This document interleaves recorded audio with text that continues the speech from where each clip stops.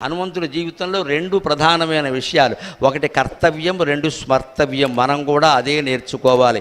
ఇళ్లల్లో మనం ప్రశాంతంగా ఉండాలి అంటే కర్తవ్యం, స్మర్తవ్యం. మన పని ఏదో మనం చెయ్యాలి, మిగిలినప్పుడంతా జపం చేసుకుంటూ కూర్చోవాలి. ఎక్కడో అక్కడ జపం చేసుకుంటూ కూర్చోవడం, ఇంట్లోనే ఒక మూల ప్రశాంతంగా, అన్నిట్లోనూ వేలెట్టి కెలక్కూడదు. మనకు అవసరమైన విషయాలే ఇంట్లో వాళ్ళు మాట్లాడుకుంటున్నా సరే మనకు అవసరం లేనిది మనకి ఎందుకు వచ్చింది, అలా సిద్ధపడాలి జీవితానికి. కానీ ఇలా వదిలేశారు అలా వదిలేశారు అనకూడదు. హనుమంతుడు అలాగే వదిలేసేవాడు, అంత సముద్రము దాటాడు, ఏ సన్మానము కోరుకోలే. ఈయన ఆలింగనం చేసుకున్నాడు, ఆనందించి వెళ్ళిపోయాడు. మళ్ళీ ఎప్పుడు ఏ పని చేయమంటే అప్పుడు అలాగ మనం కూడా జీవితంలో కర్తవ్యం చెప్పినప్పుడు కర్తవ్యంగానే చెయ్యాలి. అంతకు మించి అధికంగా చెయ్యడం, లేకపోతే అందరికంటే ముందు మనం దూసుకుంటూ వెళ్ళిపోయి ఏదో చేద్దాం అనుకోవడం, ఇవన్నీ కూడా మనకి చాలా ఇబ్బందులు తెచ్చిపడతాయి. హనుమంతుడి నుంచి నేర్చుకోవలసింది మనం అదే.